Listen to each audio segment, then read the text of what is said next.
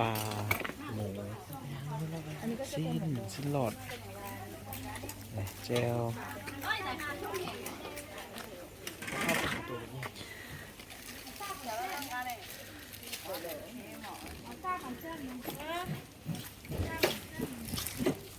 โอ้มีอะไรอ่ะ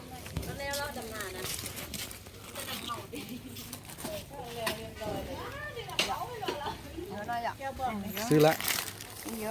ซื้อของต้นหรอวะ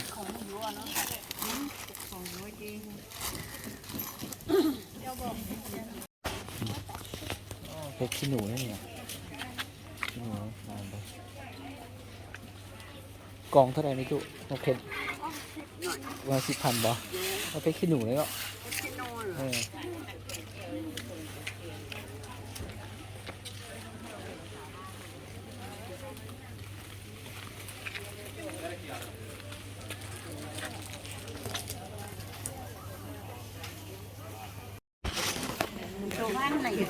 เนี่ยข้าวเปียกแล้วก็กินนี่แล้วหนึ่งละหนึ่งเราจะจ้องดอกกันเลย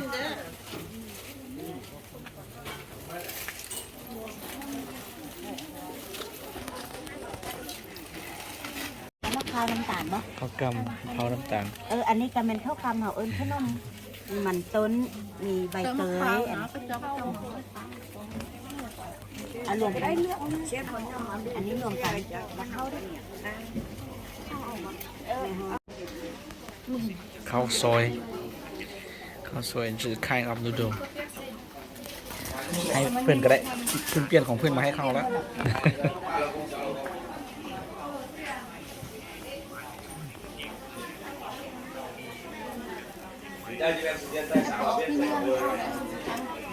อันนี้ข้าวเปียก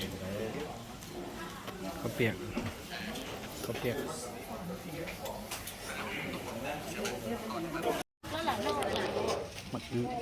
ข้าวแล้วเนี่ยความกินนี่นะมี5,000อันนี้310ตัวน้อยเป็นชุดขาอันนี้310อันนี้สุกเหรออันนี้มาเจอถามเขาไม่กินเลย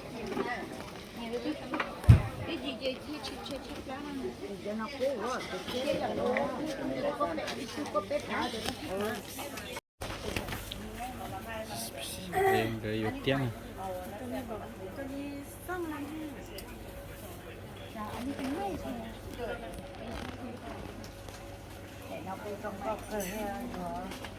คือตัวนี้เป็นส้มเ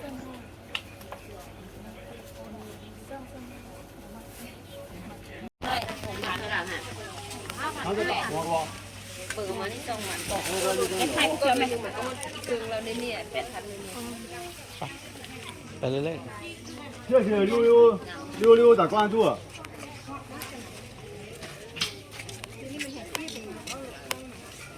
这是花，这是他们拜佛用的啊。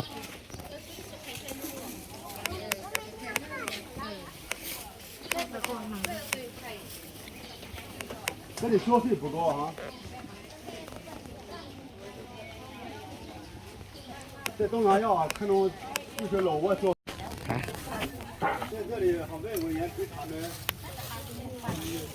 刀具也多得多啊。